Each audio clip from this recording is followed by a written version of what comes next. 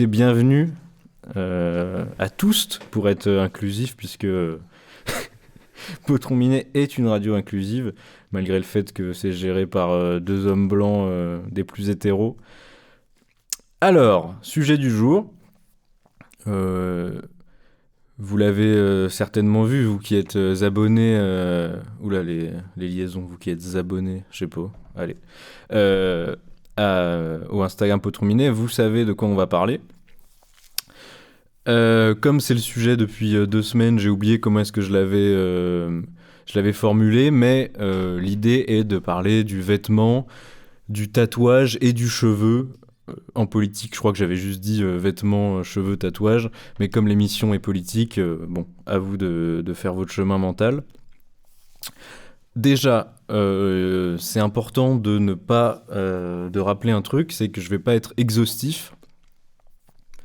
C'est trop dur pour moi, j'ai pas les qualifications pour. Je ne suis pas historien ni du vêtement, ni du tatouage, et encore moins de la coupe de cheveux. Donc je ne vais pas essayer de résumer les liens entre la politique et les codes vestimentaires depuis la nuit des temps. C'est pas mon rôle, il y a des trucs très intéressants qui ont été faits dessus. Je vous invite à aller vous renseigner vous-même. Je l'ai pas spécialement fait pour l'émission parce que je dirais pas que c'est pas que je bosse pas, mais je fais confiance à mon talent. Donc, cette émission, ça va plutôt être un ensemble de réflexions et de pensées que j'ai eues sur les sujets que sont les vêtements et les tatouages et les coupes de cheveux dans la politique. Donc voilà, je sais pas trop comment ça va donner, c'est un peu punk quoi, on va en parler, donc on essaye d'être comme ça aussi nous pour l'émission. Donc je vais pas être exhaustif, ça va pas être un cours d'histoire du tout, mais je tenais quand même à donner quelques exemples de moments de l'histoire où le vêtement a été particulièrement important dans le monde politique. Des trucs qui, moi, me parlent plus que d'autres, hein, donc je vais en oublier certainement. Alors, quand je dis qu'ils me parlent plus que d'autres, c'est pas forcément auxquels je me sens attaché. Par exemple, je vais parler des skinheads. Voilà, faites pas cette conclusion-là, c'est pas ça que je veux dire. Mais on a parlé des punks, voilà, excellent exemple. Les punks, donc c'est un mouvement qui naît dans les années 70, vous le savez, donc notamment au Royaume-Uni avec la musique. Une sorte de dérive du rock beaucoup plus libre, beaucoup plus chaotique, naît le punk, et avec ça, tous ces codes vestimentaires, entre autres, et le mode de vie No Future, donc, qui est emprunté par plein de jeunes londoniens d'abord, et ensuite du reste de l'Angleterre, puis du reste du monde. Des jeunes qui venaient de classes sociales différentes. Alors il faut rappeler que quand même le punk, on pourrait penser, peut-être aujourd'hui, que c'est un truc de gros bourges qui avait envie de se rebeller, mais pas du tout, c'est un mouvement super populaire à l'époque, comme l'étaient les skinheads, dont on va parler juste après. Mais voilà, ça naît notamment à Londres, où c'est d'ailleurs assez iconique quoi, le mouvement punk aujourd'hui, grâce à des figures dont on va parler aussi après. Donc le punk naît comme ça, et de là on découle plusieurs trucs que vous connaissez, la crête iroquoise, les vêtements avec le drapeau britannique fait au tag, les piercings partout, les premières teintures complètement n'importe nawak avec les décolos qui font exploser les cheveux en balai à brosse, le maquillage volontairement pas raté mais trop quoi, le rouge à lèvres qui dépasse, le mascara qui coule, tout ça quoi, en gros un bordel volontaire qui découle donc d'un truc de, en gros, dire vos codes, donc les codes de la société depuis des siècles, que les jeunes de l'époque considéraient comme des asservissements, on les prend et on montre que c'est une farce. Il y a un truc chez les punks, c'est vous voulez nous peigner et nous faire rentrer dans des uniformes. Et ben nous, on fait des crêtes et on troue nos jeans et on met nos cravates à l'envers. Le vêtement est super important pour le punk. On va en parler plus tard, plus en profondeur, mais voilà, c'est un mouvement super important qui naît dans les années 70. Un peu avant, il y a les skinheads qui apparaissent dans les années 60. Aujourd'hui, pareil, on va en reparler, parce que là, je fais un petit, je rappelle juste, je donne juste des petits, des périodes de vêtements que j'aime bien, mais on va revenir ensuite à ce qu'il en reste aujourd'hui. Et donc les skinheads, aujourd'hui, ça vous évoque, comme son nom l'indique, des mecs avec le crâne rasé, surtout, même essentiellement néo-nazis, complètement starbés, un peu bagarreurs, que vous pouvez croiser dans des pubs sombres, avec des noms genre le cheval blanc ou des trucs comme ça. Mais d'abord, les skinheads, encore une fois, ça naît en Grande-Bretagne, dans les années 60, donc une dizaine d'années avant les punks. Et d'abord, skinhead, ça désigne simplement le jeune prolo britannique, quoi. C'est skinhead parce que souvent, bah, le jeune prolo britannique, on lui rase le crâne parce que c'est plus simple que de lui faire une coupe de cheveux complexe. Et ensuite, comme beaucoup de choses d'ailleurs, ça en devient une culture, donc pareil, ça passe par la musique. Et le plus important dans tout ça, c'est que c'est avant tout un mouvement social et qui ensuite euh, est devenu assez rapidement un mouvement politisé à gauche. Pourquoi ? Bah parce que par exemple musicalement, ce qu'on a appelé la musique skinhead était super influencée de la musique jamaïcaine, parce que c'est un truc prolo, et donc la plupart des prolos britanniques avaient été soit eux-mêmes, soit avaient des voisins issus de l'immigration, et l'immigration jamaïcaine étant super importante en Grande-Bretagne. Tout ça, c'est ce qu'on appelle un melting pot. Moi, c'est en tout cas melting pot, ça m'évoque des cours d'anglais en 5e B, je vous y renvoie. Mais donc tout ça. Et ensuite, avec le temps, effectivement, une partie de la jeune extrême droite suprémaciste blanche s'est approprié le mouvement skinhead, parce que permettant de... on sait pas trop pourquoi, certainement qu'au début, les mecs venaient de fait du mouvement skinhead, étaient même skinhead, et ont décidé de prendre ce chemin-là, et ont réussi à gagner contre... Donc, un autre mouvement qui existe encore aujourd'hui, c'est ce qu'on appelle les SHARP. Donc SHARP pour Skinhead Against Racial Prejudice. Donc en gros des skinheads qui revendiquent un mouvement skin antifasciste et surtout antiraciste. Et donc qui disent que le mouvement skinhead, comme il est aujourd'hui représenté par une partie des skins, est dans le faux, donc que ça n'a jamais été un mouvement suprémaciste, et qui essaye donc de donner une image plus sympa avec les Sharp, qui sont donc en gros tout simplement des skins antifa, qui se considèrent comme skins, donc ils ont le crâne rasé. Il y a un bon exemple, c'est le rappeur Chien Bleu, qui est pas spécialement le mec le plus ghetto du monde, mais en gros, si vous le voyez de loin, vous vous dites que c'est un gros nazi, quoi. Il a plein de tatouages, il a le crâne bien rasé à blanc. Mais en fait, lui, par exemple, c'est un skin qui se dit Sharp, donc un skin antifa, quoi. Donc il y a un combat comme ça depuis toujours, qui est intéressant.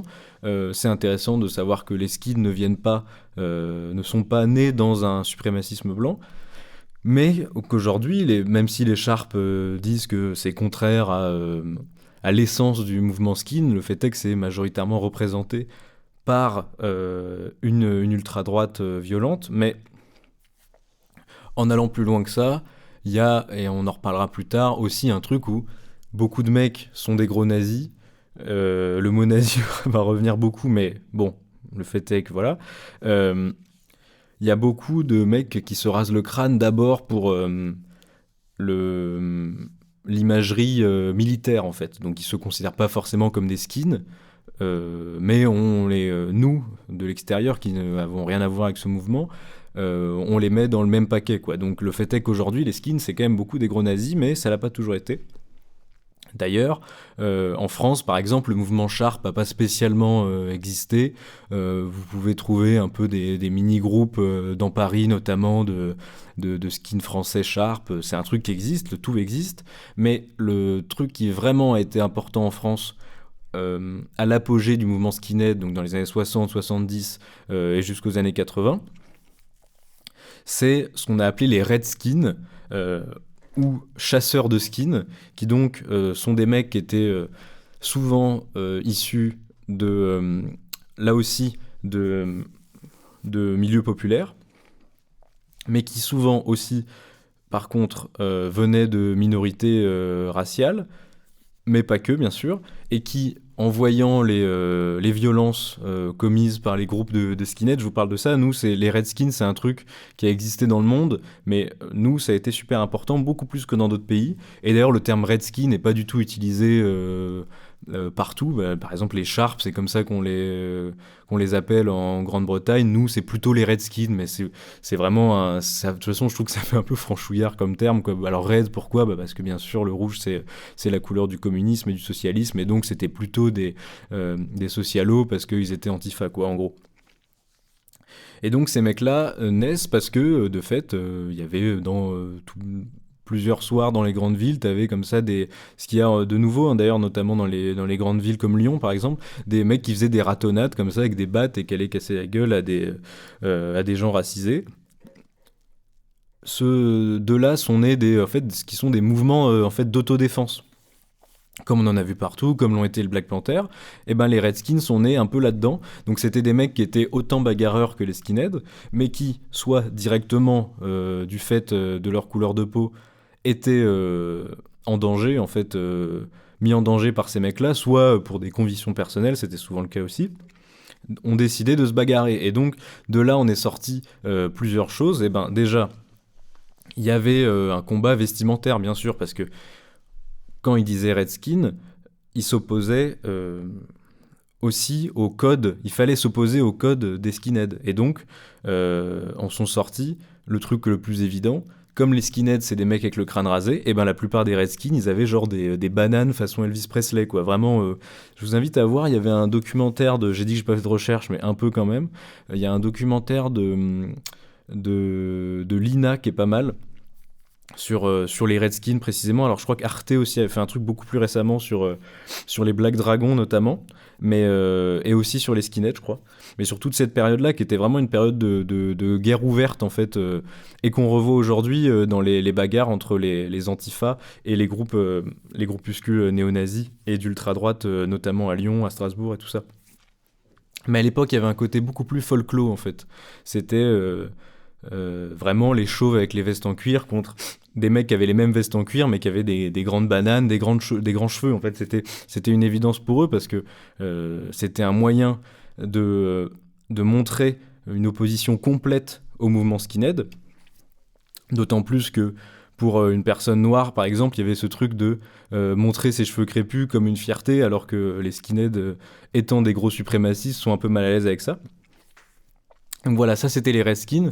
Ça existe plus spécialement, honnêtement. Ils ont muté dans les mouvements antifa qui sont beaucoup moins folkloriques. Il y a beaucoup dans les mouvements antifa, euh, de ce que j'en connais personnellement en tout cas. L'idée, c'est quand même d'être un peu plus, on est un peu plus sobre. Donc on est tout en noir quand même pour éviter d'avoir des sapes. Genre en gros, tu vas pas te battre quand t'es un antifa avec une North Face verte fluo parce que les renseignements peuvent te trouver un peu plus facilement, quoi. Mais donc d'être évidemment masqué et d'être tout en noir, quoi. C'est un truc classique, mais comme le font les Black Blocs en manif et tout ça. Mais il y a eu une époque comme ça où c'était un peu... Mais parce qu'il y avait aussi un truc...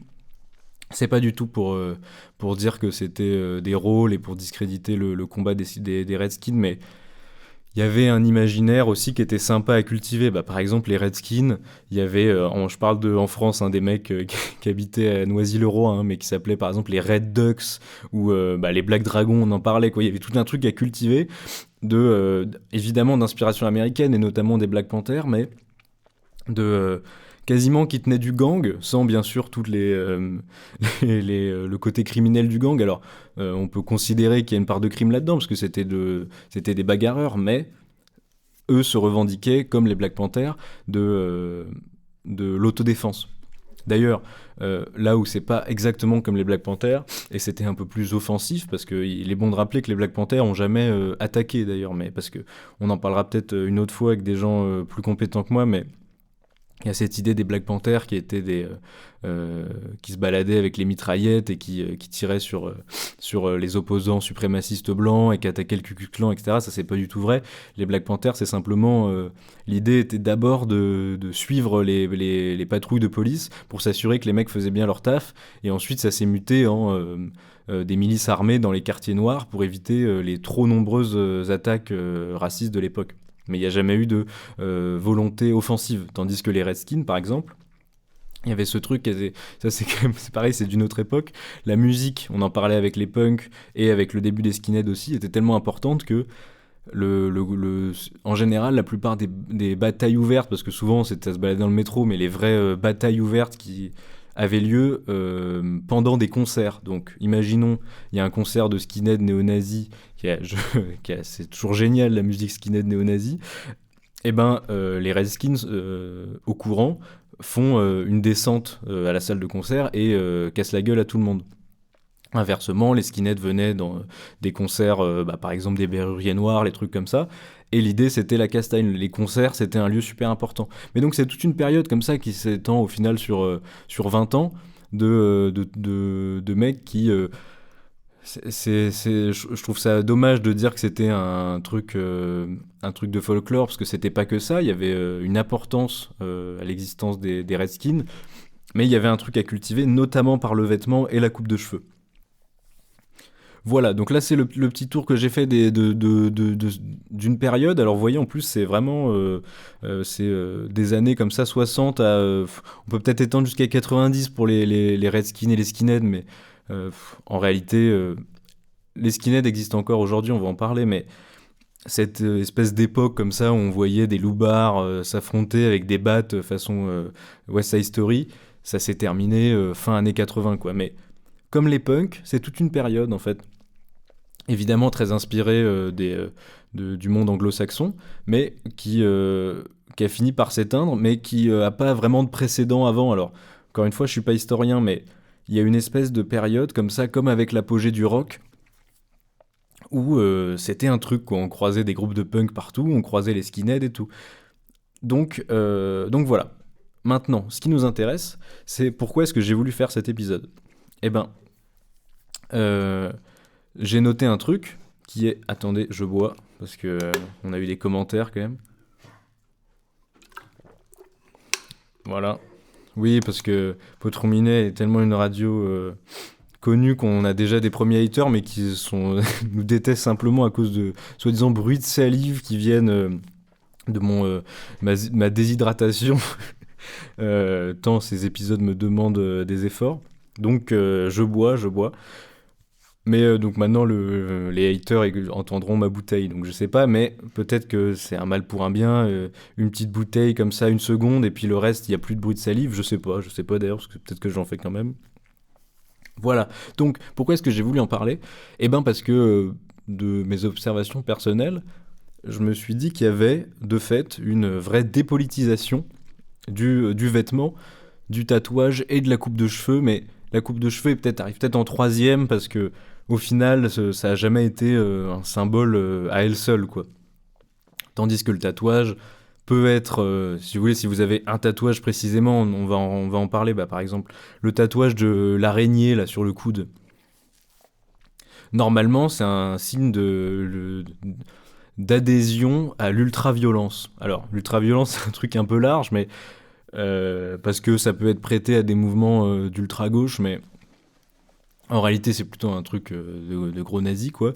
En même temps, bon, à gauche, s'il y en a qui utilisent la violence, c'est rarement prôné comme juste un truc génial, quoi. Tandis que l'ultra-violence, c'est la violence comme idéal et comme seule voie de vie, quoi. Et donc cette araignée, aujourd'hui, je sais pas, moi je vois souvent par exemple des influenceurs ou des influenceuses qui se font la toile d'araignée sur le coude, mais pour une raison assez simple, c'est que quand tu veux te faire tatouer le coude, il y a quand même pas grand chose qui marche aussi bien que l'araignée, quoi. Le coude c'est chiant, c'est pas pratique, ça laisse pas beaucoup de place, tandis que la toile d'araignée c'est génial, quoi. Malheureusement, les premiers à avoir eu cette idée, ou en tout cas à l'avoir démocratisée, c'était les mouvements d'extrême droite qui étaient affiliés à l'ultra-violence. Je dis d'extrême droite, mais encore une fois, bon, c'est pas que ça. Ce qui est important, c'est juste toile d'araignée égale ultra-violence. Donc pendant longtemps, un mec avec une toile d'araignée, si tu savais ce que ça voulait dire que c'était pas un mec sympa. Mais bon, en général, il s'associait à ça une dégaine, bon, c'est-à-dire qu'il aurait pu ne pas avoir le coude en araignée, qu'on savait quand même que le mec était pas sympa. Mais voilà, le cheveu est peut-être un peu plus en arrière, je dis ça parce qu'on va sûrement moins en parler, tandis que le vêtement va être quand même l'axe principal, mais j'ai tout foutu dedans pour comme ça je peux parler de ce que je veux. Autre exemple peut-être de trucs dépolitisés comme ça, le t-shirt du Tché par exemple, que je remercie ma copine là-dessus, parce que c'est vrai que c'est un truc que j'avais oublié, mais le t-shirt du Tché, ça a un peu disparu peut-être maintenant, ou alors c'est en train de revenir, parce que c'est vrai que maintenant il y a de nouveau la mode des années 2000, mais le t-shirt du Tché, ça a été un truc immense, immense partout, tout le monde avait ça, alors que, bon, le fait est que la plupart des gens le foutaient et le foutent maintenant, certainement, sans connaître l'intégralité de la biographie du Tché, et même parfois sans être spécialement à gauche d'ailleurs, mais parce que c'était génial, quoi, c'est cool. Le fait, le mec, il a une gueule sympa, et puis surtout, le portrait qu'on en a fait du Tché, qui a donné les t-shirts, rend très très bien, quoi. C'est un bon exemple. Sinon, autre truc, c'est le symbole peace, par exemple, qui donc vient des mouvements hippies, qui était de fait, le mouvement hippie est de fait un mouvement politique, hein, c'est super large. Peut-être que des gens pourraient considérer que c'est pas spécialement politique, mais ça l'est absolument.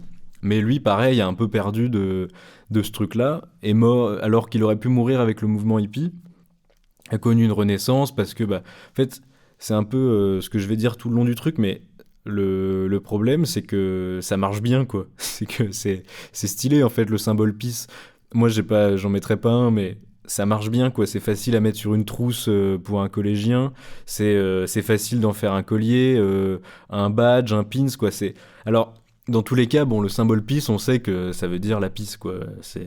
Et comme la plupart des gens sont censés être pour la paix, ça correspond. Mais par contre, il faut pas oublier d'où ça vient et ce que ça a pu signifier à un moment. Et c'est tout ce qui est important avec l'idée de dépolitisation que j'essaie de développer, c'est au moins de savoir ce que veulent dire les choses. Après, je veux pas avoir un ton horrible de vous savez pas ce que veulent dire chaque chose et tout. C'est pas du tout ça l'idée du truc. J'espère que ça va pas rendre ça comme ça. Mais c'est une observation du truc.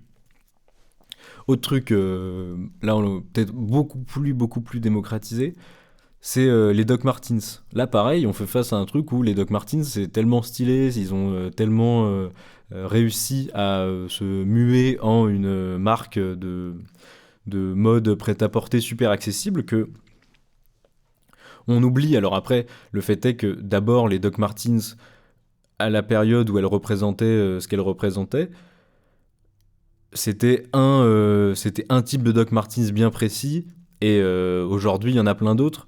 Donc c'est pas exactement pareil, mais c'est vrai que les Doc pendant longtemps c'était pareil, c'était le truc du skinhead, du redskin et du punk, quoi.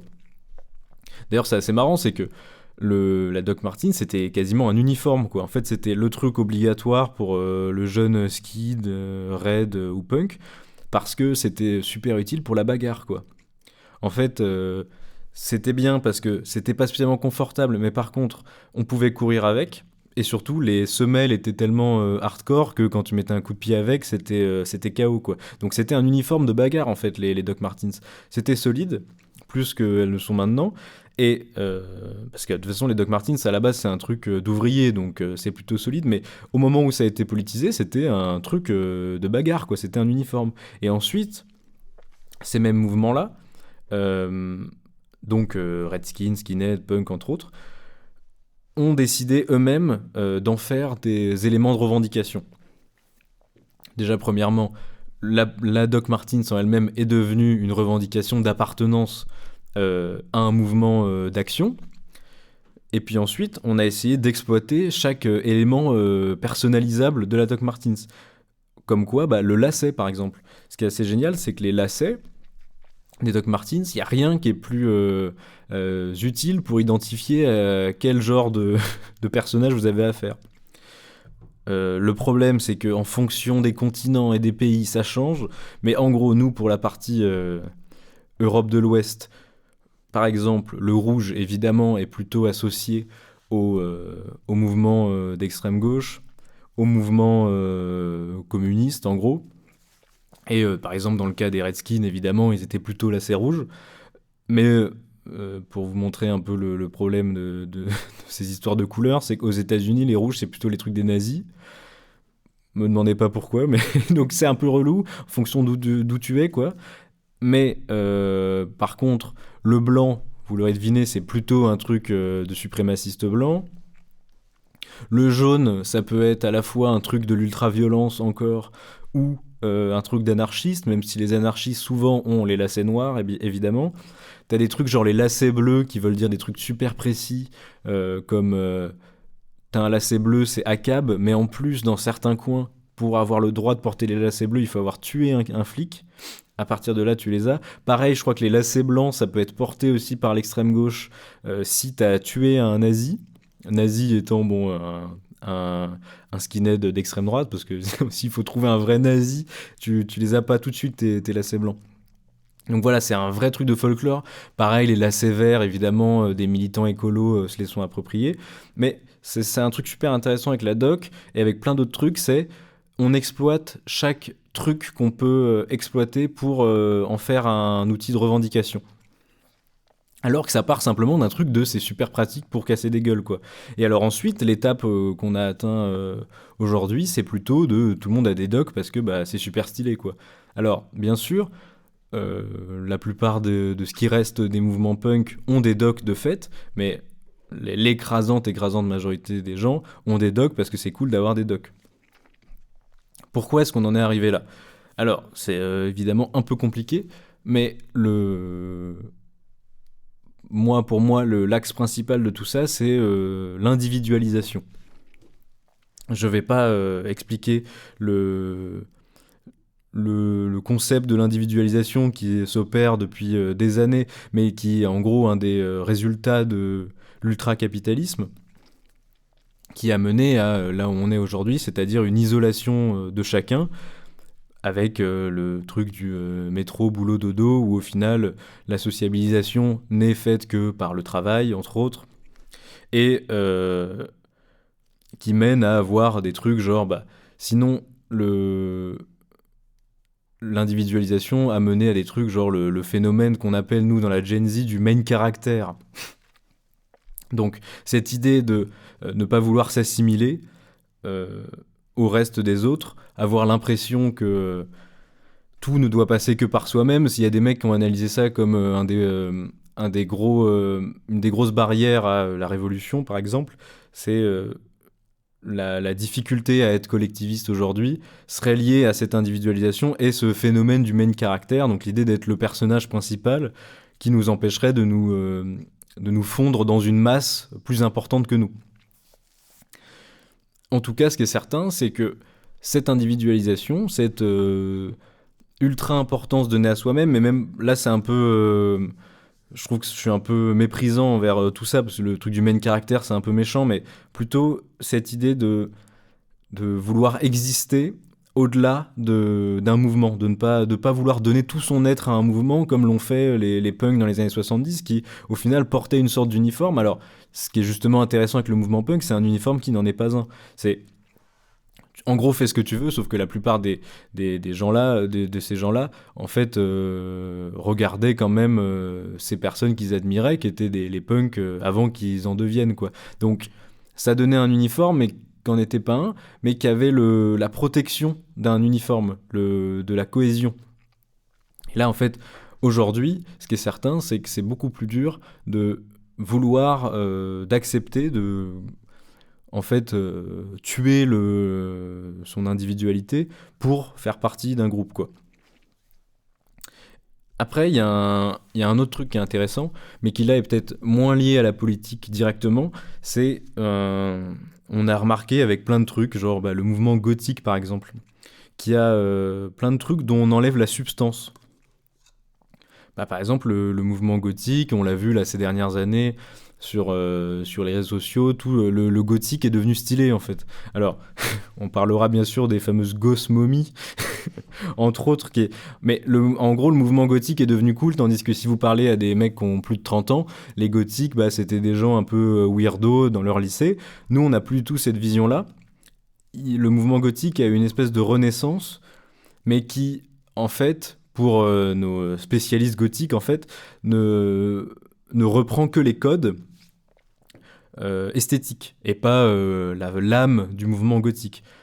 Quand je dis l'esthétique, c'est le tout noir, c'est les grandes croix gothiques, les coupes de cheveux genre les micro-bangs, le maquillage super noir, tout ça quoi. Même d'une certaine manière des styles de musique, etc., mais sans que tout ce mouvement-là en capte l'essence. Je n'irai pas plus loin sur le mouvement gothique parce que nous ne sommes pas compétents là-dessus, mais c'est un bon exemple de truc dont on a enlevé la substance. Et je pense que ça fait partie des trucs que les mouvements punk notamment ont subi. Alors moins les skinheads, parce que ce qui est bien avec le mouvement skinhead, c'est que c'est tellement connu comme un truc de nazi que personne encore, en tout cas, a voulu devenir un skinhead sans être affilié au monde politique, quoi. Par contre, le monde punk, oui. Mais le problème de tout ça, pour moi, de cette dépolitisation du vêtement par, et on va l'expliquer pour plusieurs raisons, a enlevé la possibilité de partager d'une certaine manière le désespoir par le vêtement. Quand le mouvement punk naît, les jeunes qui au final rejoignent le mouvement punk, alors quand on dit rejoignent, il n'y a évidemment pas de carte de parti ou quoi, pas du tout, mais quand des jeunes se reconnaissent dans le mouvement punk, c'est pour exprimer un désespoir, c'est littéralement le mouvement de nos futurs, quoi. C'est un désespoir complet qu'on retrouve encore aujourd'hui, bien sûr, mais qui est affaibli puisqu'il n'y a plus de code super facile. Ce qui était fort avec le mouvement punk à son apogée, c'était qu'il était accessible par le fait qu'il suffisait de s'habiller comme un punk, quoi. Et ensuite, une fois que tu étais habillé comme un punk, de faire ce que tu voulais. Et s'habiller comme un punk, ce qui était génial, c'est que ça ne demandait rien d'autre que des ciseaux et une décolo pas chère, quoi. Et une tondeuse, peut-être. Ce qui est bien, c'est que par des sapes, ça te permet de rejoindre un groupe fort, où tu as plein de copains qui sont comme toi, et ça te permet en fait le mouvement punk, ce qui est génial, c'est que ça a permis à des gens de rejoindre un bruit, une masse, sans avoir lu tout Bakounine ou Louise Michel, quoi. C'est simplement donner un accès au cri du désespoir qu'était le mouvement Nos Futurs et qu'on retrouve évidemment aujourd'hui avec la mort du capitalisme, entre autres, et les crises écolo, etc. Il y a un désespoir, bien sûr, de tout ce qu'on appelle la Gen Z, pas que, bien sûr, mais qui, dans les années 60, 70, aurait rejoint le mouvement punk, bien sûr. Mais le problème, c'est que là, le mouvement punk, il en reste, hein, mais bah voilà, par exemple, en France, quand vous pensez vraiment au punk, et ben c'est le punk à chien, et c'est la gare de métro, quoi. Alors que dans les années 60-70, même en France, mais surtout en Grande-Bretagne, c'était des groupes entiers, quoi. Il y avait une vraie société punk. Pourquoi est-ce que c'est devenu n'importe quoi le mouvement punk? En tout cas, n'importe quoi. Pourquoi est-ce qu'il a disparu? Alors, on peut débattre du fait qu'il a disparu parce que tout le monde sait ce que c'est un punk, tout le monde sait ce que ça veut dire, donc c'est... Enfin, tout le monde sait ce que ça veut dire, d'ailleurs, oui et non, parce qu'en général, on l'associe à l'anarchisme, sauf que c'est beaucoup plus chaotique que l'anarchisme. C'est le No Future, c'est plutôt une sorte de dooming, quoi, d'idée de... Comme il y a, dans tous les cas, le futur n'a rien à nous donner, il n'y a pas d'après, vivons comme on l'entend, tandis que l'anarchisme, contrairement à ce qu'on pense, c'est beaucoup plus chiant de théorie que le No Future, qui est au final un truc super cool, quasiment de One Life, quoi, sans le côté école de commerce. Mais ça existe encore, certainement, le mouvement punk. Il y a encore plein de punks, d'ailleurs, de gens qui se considèrent comme punk, mais ça a perdu, évidemment, de sa superbe qu'elle avait dans les années 60-70. Et pour moi, le principal, ou la principale plutôt coupable de toute cette histoire, est la fameuse Vivienne Westwood. Alors, Vivienne Westwood, donc, personnage punk super important. Je pense que quand on demande aux gens de nommer une personnalité punk, je pense que Vivienne Westwood arrive très souvent. Alors donc, Vivienne Westwood, c'est une meuf qui a fait, donc, personnellement, je m'en fous un peu, donc, mais donc, elle a fait, elle est rentrée dans le monde de la mode en cassant un peu tout, donc en se moquant du monde de la mode qu'elle trouvait justement pas assez punk. Elle a eu un magasin sur une place super importante de Londres où elle a mis en avant des pièces déstructurées. Il y a ce fameux truc des bijoux super chers mais qui en fait sont faits avec de la merde et donc qui rouillent super rapidement. elle a fait rentrer de fait une identité punk dans le monde de la mode. Et c'est ça qui l'a fait passer au rang d'icône. Mais aujourd'hui, vous connaissez certainement la marque Vivienne Westwood. Par contre, vous êtes certainement pas, en tout cas pas forcément punk. Et d'ailleurs, on voit des millions de gens tous les jours porter du Vivienne Westwood. Alors, c'est sympa quand c'est des gens stylés qui ont un peu regardé Nana et tout ça. Moins quand c'est les ultra normies sur la Côte d'Azur avec un collier de perles et le logo au milieu là, du Vivienne, là, le Saturne, là. Mais en gros, c'est partout, quoi. C'est tellement partout que c'est porté par des gens simplement parce que ils savent que c'est une marque un peu cool, donc ils font ce collier de perles. Donc il y a des mecs qui sont sapés en Ralph Lauren partout, qui habitent à Dubaï et qui ont un collier de perles Vivienne Westwood. On rappelle que c'est une femme qui vient du mouvement punk de Londres. Qu'est-ce qui s'est passé, quoi, en gros, quoi? Eh ben, je pense que le vrai problème avec Vivienne Westwood, c'est qu'elle a rendu cool ce mouvement, un mouvement qui ne devrait pas l'être. En fait, être punk, c'est pas cool. J'ai dit au début que c'était un truc, c'était un vrai mouvement qu'on avait plaisir à rejoindre quand on était complètement perdu dans la ville, dans la ville aussi, mais dans la vie. N'empêche que c'était pas cool. Être punk, ça a jamais été un mouvement qui correspondait à tous. C'est un truc qui, de fait, t'isolait et t'isole aussi toujours si t'es ce qu'on appelle un vrai punk, quelqu'un qui vit à fond le truc, quoi, qui s'en tient à ses valeurs punk. Et ben en fait, c'est pour ça qu'on dit que maintenant les punks à chiens c'est des clochards et tout, mais parce qu'en fait, être punk c'est refuser le salariat par exemple, tout bêtement. Dans tous les cas, même quand t'es punk, si tu veux, à 16 ans et que tu l'es plus à 35 ans, à 16 ans, tu fais quand même des choix qui sont importants et que tout le monde peut pas faire.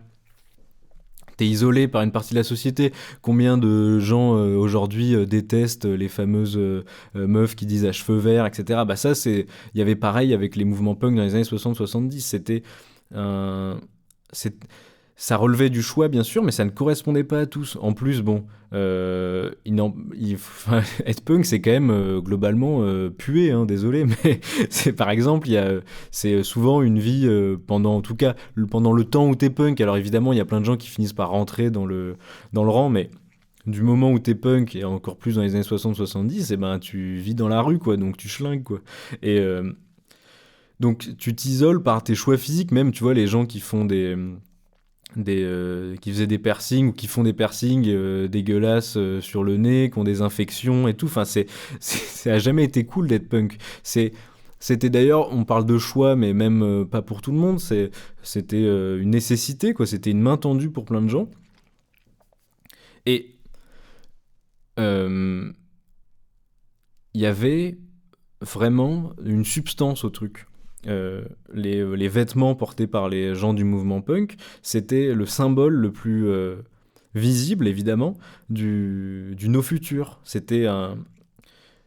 En fait, le mouvement punk, c'était, par ses vêtements, un rejet de la société quasiment immédiat, quoi. En fait, quand tu étais sapé comme un punk, quand t'avais une crête de punk dans les années 60-70, et encore aujourd'hui d'ailleurs, un vrai mec qui est sapé comme un punk, tout le monde le regarde, quoi.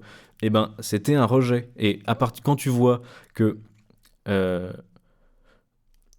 aujourd'hui, il y a je sais pas combien de gens qui portent du Vivienne Westwood partout, avec un petit détail Vivienne Westwood, ou même une robe d'ailleurs, je sais pas, une jupe tartan, et que le reste est super clean, que la personne sent bon d'ailleurs, bon, on se dit qu'il y a eu un problème, parce que si les gens arrivent à ce point-là à porter du Vivienne Westwood facilement, sans embrasser la cause punk, c'est qu'elle a rendu cool le truc. Et on ne peut pas rendre cool le mouvement punk. En tout cas, s'il a eu une dimension cool à un moment, il avait aussi des trucs qui allaient avec. Et il fallait accepter d'être quand même beaucoup un crado, quoi. Et en fait, le punk, en plus, il y avait un truc de... Il y a plein de critiques qu'on peut faire évidentes. Le fait que elle donne une certaine dimension luxe à ses sapes. Parce que certes, il y avait ce truc où des colliers en- qui étaient de la merde, mais il n'empêche que le prix était immense et en réalité, les gens seuls les gens de la haute quoi pouvaient y avoir accès. Donc déjà, premier truc, on peut se dire, est-ce que c'est pas un peu une manière pour les gros bourges de se moquer. Là, je parle de les premières années de Vivienne Westwood, hein, parce qu'aujourd'hui, plus personne ne l'associe vraiment au punk. Mais à l'époque, il y avait certainement un truc de railler le punk. Donc les grands bourges s'achètent du Vivienne Westwood pour faire comme les punks, alors que eux, ça vaut 2000. Et en plus, comment est-ce qu'on peut vraiment monétiser du punk alors que le No Future s'oppose à l'ultracapitalisme fondamentalement? Est-ce qu'il n'y a pas un problème? Parce que le punk, c'est beaucoup les vêtements, mais ce qui est génial avec le punk, c'est son accessibilité, et notamment sur les sapes, quoi. C'est-à-dire que tu prends ton jean, tu le troues un peu, tu tags ton t-shirt, tu fais un A anarchiste, et c'est bon, quoi. À partir du moment où tu veux monétiser les sapes punk, il y a un problème. Néanmoins, euh, néanmoins, quand même, il y a toujours, il faut le dire, bien sûr, une dimension politique dans le vêtement. Si aujourd'hui le mouvement punk n'existe plus du tout, en tout cas que très peu, il existe, mais que très peu, et soit comme soit comme une sorte de folklore, effectivement, de gare, soit comme un mouvement de pensée. Il y a plein de gens qui se revendiquent punk aujourd'hui, mais qui sont sapés comme n'importe quel normie. Le mouvement punk existe toujours comme réflexion, mais il n'y a plus des milliers de gens, et surtout, et notamment de jeunes, qui traînent dans les rues sapés en punk et qui dorment dans les mêmes rues. Là-dessus, il est certainement mort, et ça ne veut pas dire qu'il ne peut pas renaître à un moment. Par contre, s'il y a bien un truc qui a réussi à survivre, c'est évidemment, parce qu'ils sont toujours plus forts que nous, c'est l'extrême droite quand même. Parce que j'en parlais au début, le skinhead, ça vous évoque toujours quelque chose, et vous en croisez d'ailleurs toujours. Alors, très régulièrement, je sais pas, ou alors c'est vous qui traînez dans des bars d'ultra parisiens un peu étonnants, un peu trop régulièrement, mais ça existe. Avec toujours donc ce fameux truc du crâne rasé. Aujourd'hui encore, tout le monde sait que quand on parle d'un mec avec le crâne rasé à blanc, sans être bien sûr un oncle chauve, hein, un mec de 25 ans qui a le crâne rasé, on sait que égale extrême droite. Ou alors, la petite variante, c'est la coupe dite militaire, donc, ou Peaky Blinders, donc rasé à blanc tout en haut là, et une sorte de coupe au bol très haute, quoi, mais en gros la coupe de militaire. C'est un peu peut-être l'opposition qu'on peut faire entre le facho prolo et le facho bourgeois. Le facho prolo est plutôt orienté crâne rasé à blanc, culture skinhead, parce que la culture skinhead, ça ce qui est vrai, c'est que c'est un truc prolétaire. Je l'ai dit, ça a été bien sûr dans la naissance du mouvement en Angleterre, mais même encore aujourd'hui, c'est pas spécialement un truc de joie-bourre, parce que bah, tout simplement ça implique des choix qui t'empêche d'aller vraiment, de devenir cadre de, d'une entreprise importante. Parce que bah, les tatouages, par exemple, de la ville de Paris sur la paume, c'est un peu relou quand, quand tu fais un entretien d'embauche, alors que... Parce que pourquoi est-ce que je parle de la ville de Paris? Parce que le mouvement skinhead est très lié au mouvement d'ultra de foot, et donc c'est un gros classique, le facho parisien à le crâne rasé, et à notamment la ville de Paris, mais autres symboles néo-nazis sont les bienvenus, mais ça demande un investissement, une sorte accepter une forme de no futur, quoi, en tout cas pas un futur corpo, quoi. Donc le mouvement skinhead est plutôt prolo, mais comme d'ailleurs l'est le foot, quoi. Donc c'est aussi pour ça que les deux sont liés. Par contre, le facho bourgeois, il peut aussi un peu jouer avec ses cheveux. Et alors, qu'est-ce qu'il fait? Eh ben, il fait cette fameuse coupe militaire Peaky Blinders. Alors, ça a toujours existé. Pourquoi? Eh ben, et c'est d'ailleurs pour cette raison que nous, parce que si je dis ça, c'est vraiment pure observation, quoi. Tu marches dans la rue, tu vois deux mecs avec des polos Fred Perry, ou même d'ailleurs autres, hein, polo, quoi, et la coupe militaire, donc Peaky Blinders, on se dit, ah, ça, c'est des fachos. Pourquoi? Eh ben, moi, je me suis dit que c'était... parce que, déjà, le premier truc, c'est, bah, il y a plusieurs exemples. Quand on traîne un peu en manif, sur les côtés, les mecs qui t'insultent, c'est ce genre de gars. Quand tu fais des tracts, quand tu tractes un peu pendant des élections, À gauche, et ben, les mecs qui t'insultent, ils ont cette coupe-là. Mais sinon, je me suis dit que mentalement, on faisait un lien tout simplement avec le monde militaire. En fait, il y a une raison pour laquelle ces mecs-là, ils se font cette coupe de cheveux-là, et ben c'est parce qu'ils idéalisent le, le monde militaire dans sa virilité, dans son patriotisme. Et alors, souvent même, c'est pour ça que je parlais des fachos bourgeois, souvent même se destinent à des grandes carrières d'officiers ou ont des familles militaires, et donc cette coupe de cheveux est pour eux une évidence parce qu'ils l'auront toute leur vie. Mais même plus généralement, il y a tellement c'est tellement des fanboys du monde militaire que cette coupe de cheveux là, c'est leur moyen le plus accessible d'être un peu des militaires dans leur tête, parce que bon, la plupart après, alors il y en a qui deviennent officiers, bien sûr, ils sont très sérieux, mais la plupart après rentrent dans le rang, et c'est pour ça qu'ils ont pas fait, contrairement aux skinheads, les gros tatouages sur les mains. Ils laissent un peu pousser au final le crâne rasé, et puis ils redeviennent normaux. Alors ils gardent le polo quand même, parce que pour les samedis, mais voilà. On pourrait peut-être, si on était un peu, on voulait aller plus loin, même rapprocher ce truc-là de la tonsure du moine religieux, mais je pense pas que ce soit la bonne direction. Mais en tout cas, ce côté rasé à blanc très haut et très, en tout cas, relève du très carré, quoi, le très soin, le très propre. Mais euh, moi, je me demande s'il y a vraiment pour eux une. Alors, on laisse de côté le skinhead crâne rasé, tatouage terrifiant, parce que lui, il sait ce qu'il fait, hein, mais le mec qui se fait sa petite coupe de Peaky Blinders à la con et tout, qui a des vêtements calos et tout, euh, est-ce que il essaye de signifier quelque chose par ses vêtements? Bah, je suis pas sûr. En tout cas, pas autant que le punk, pas autant que le skinhead. Je pense ça fait partie d'une sorte de comment est-ce qu'il s'idéalise lui-même, comment est-ce qu'il veut être, certainement. Parce qu'en plus, parfois ça va plus loin. Il y a des mecs qui ont 18 ans, ils se font cette coupe de cheveux là, ils sont en veste barbour avec des pipes et tout, hein. Donc il y a quand même un truc, mais je pense que c'est un truc plus général d'idéalisation d'être un français stylé, quoi, hein. Ce qu'ils imaginent être un français stylé. Mais je sais pas si précisément ils se disent cette coupe de cheveux là va signifier ça pour le monde. Tandis que le punk, bien sûr, s'il fait ça, c'est un signe de allez vous faire foutre avec vos coupes de cheveux bien peignées. Moi, je me fais une crête qui a aucun sens, quoi. Là, je pense que c'est vraiment juste des mecs qui qui kiffent le monde militaire et donc qui se font cette coupe-là. Quant au polo, eh ben, c'est assez simple. Ce qu'ils détestent en France, c'est les rebeux en jogging. Donc eux, leur truc, c'est polo et chino beige.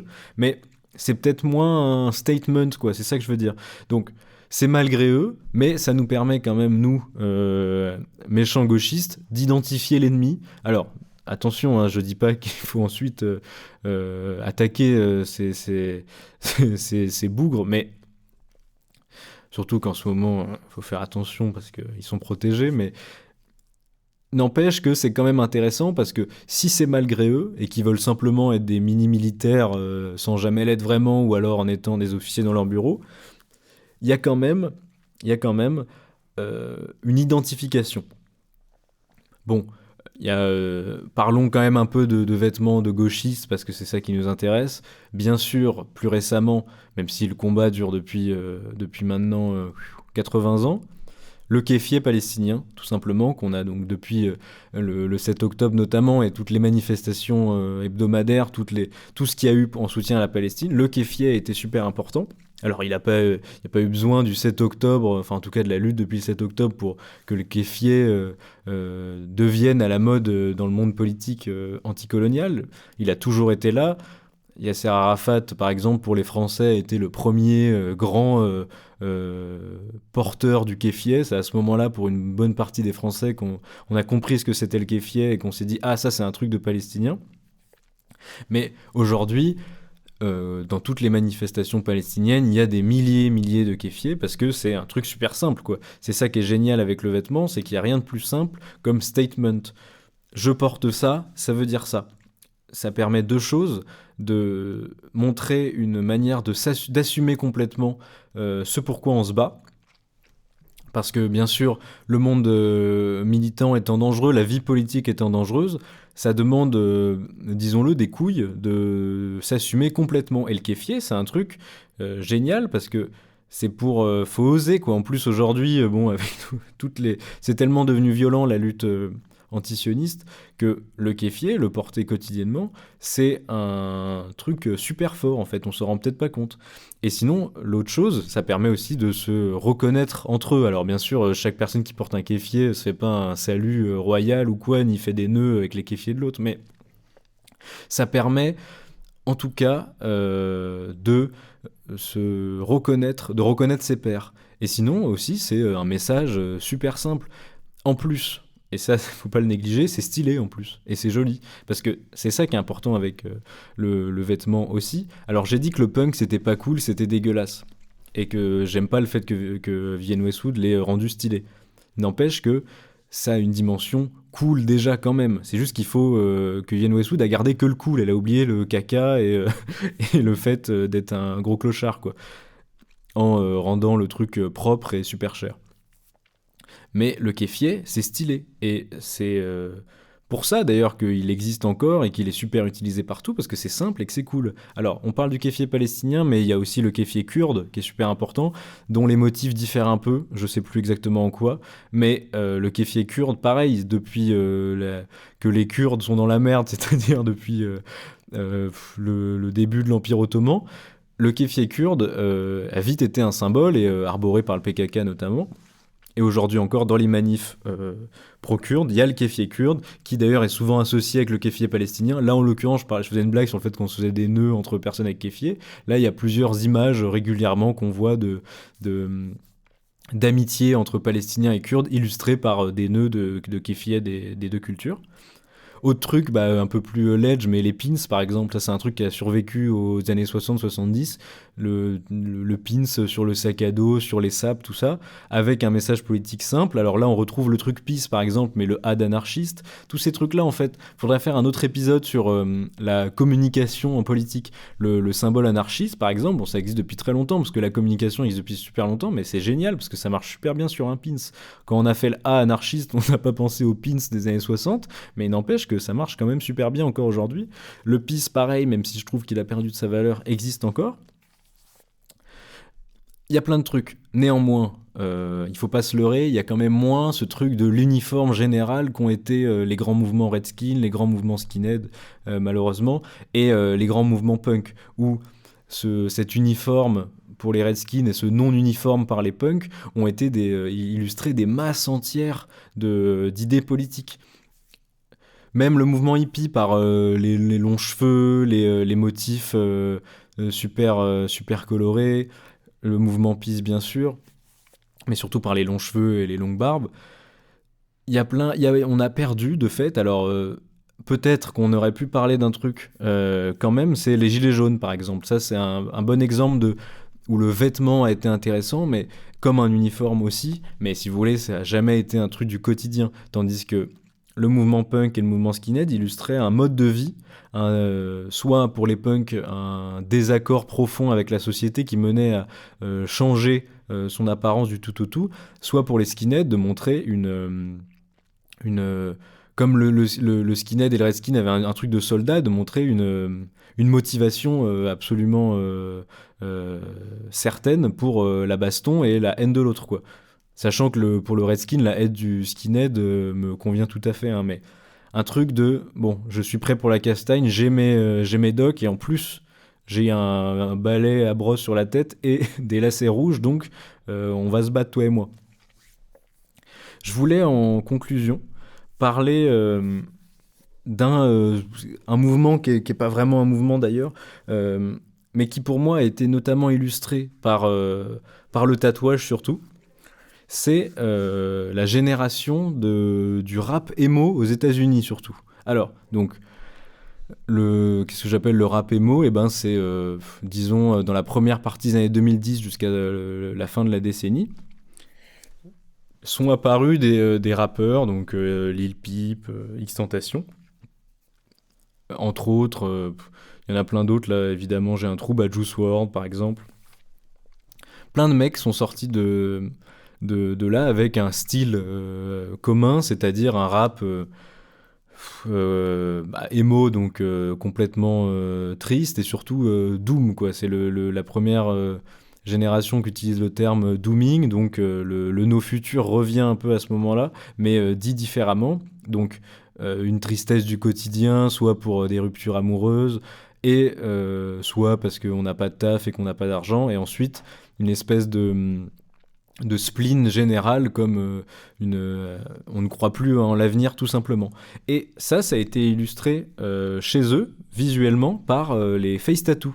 Alors si les face tattoos, c'est un truc qui existe depuis toujours, bien sûr, et c'est un truc des gangs latino-américains, par exemple, les rappeurs de cette génération-là, beaucoup ont fait ces face tattoos avant de percer dans le rap, comme un truc d'auto-sabotage. On se fait ces tatouages sur la gueule. Alors Lil Peep, c'est l'horrible truc anarchiste sur la joue, à un tel point que il avait quand même dit qu'il savait pas trop ce que ça voulait dire le A d'anarchie, mais qu'il l'avait fait parce qu'il trouvait ça cool. L'arbre sur la gueule de Tentation, des trucs rouges et noirs sur sa gueule aussi. Il y en a, c'est encore plus n'importe quoi, mais eux, ils ont quand même, parce que ce qui est quand même marrant avec ces mecs, c'est bon, on se fait des tatouages sur la gueule, mais restons quand même stylés. Alors pourquoi est-ce qu'ils ont fait ça ? Eh ben, c'est un auto-sabotage dans le sens où ils se disent ce sera le rap ou rien. Euh, on ne s'inclut pas parce qu'on ne peut pas s'inclure dans la société, parce que on s'y retrouve pas, on est incapable de bosser, et surtout on est tellement doomer, on ne croit tellement plus en rien qu'on n'arrive pas à s'investir dans cette société. Et donc, ces tatouages-là nous permettent de faire une sorte de serment avec nous-mêmes de ce sera le rap ou rien, parce que avec ces tatouages sur la gueule, de toute façon, personne voudra de nous dans le monde du travail. Un truc de si par hasard, moi, X-Tentation, l'envie me prenait d'aller chercher un travail, eh ben la société me dirait d'aller me faire foutre à cause de mes gros tatouages sur la gueule. Et alors, il y a une partie ils l'ont fait, ils avaient déjà percé, genre Post Malone, et donc c'est juste pour le flow. Mais des mecs comme Lil Peep et X-Tentation, par exemple, ont fait ça avant de percer. Ils les ont pas tous fait, mais par exemple, je sais plus s'il est sur la gueule, mais je pense à l'horrible tatouage de la panthère rose de Lil Peep, par exemple.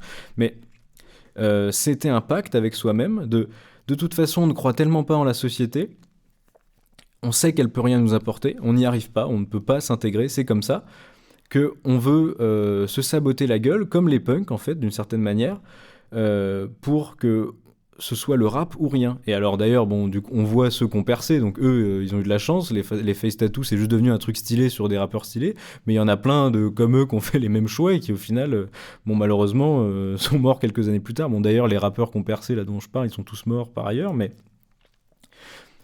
je trouve que c'est éminemment politique, parce que le truc, c'est que c'est pas porté par des personnalités vraiment politiques. On peut pas considérer que X-Tentation ou Juice WRLD étaient des personnes politisées, mais leur existence et leur manière de voir les choses, donc un no futur tout simplement, et cette volonté de s'auto-saboter est pour moi politique, et punk complètement, juste d'une autre manière, et peut-être moins intello que l'était le mouvement punk. Le mouvement punk, c'est pas tant un mouvement intello, mais c'est un mouvement qui porte des idéaux quand même bien clairs et précis, tandis que là, c'était vraiment juste des mecs sous lean qui étaient incapables de voir le lendemain, mais qui en étaient conscients. Et je trouve que c'est un truc super super intéressant, ça, cette idée de s'auto-saboter la gueule en se tatouant de partout, parce qu'on sait que la société va nous rejeter. Et alors il y a aussi un truc de mentalité un peu winner, quoi. Maintenant que j'ai une sale gueule, il faut absolument que je réussisse dans le rap, sinon je vais être clochard, quoi. Bon, là bon, ceux qui ont percé, ils sont tous morts 3 ans après d'overdose, mais ou tirés dessus. Mais je pense qu'il faut pas omettre cette dimension politique du tatouage là, parce que c'est surtout du tatouage. Alors il s'appelle d'une certaine manière, mais c'était vraiment des jeans slim horribles et des grandes marques. Il y a rien à en tirer de très bien, tandis que le tatouage, je trouvais ça intéressant. Voilà, écoutez, cette émission est terminée. J'ai beaucoup parlé de plein de choses. Alors c'était peut-être pas mon émission la plus linéaire, c'était vraiment un flot de pensées, quoi, de plusieurs notes que j'ai faites. Et écoutez, on se retrouve la semaine prochaine avec un Minotaure et ensuite un Nos Conversations Célestes le vendredi soir. Voilà, merci à tous.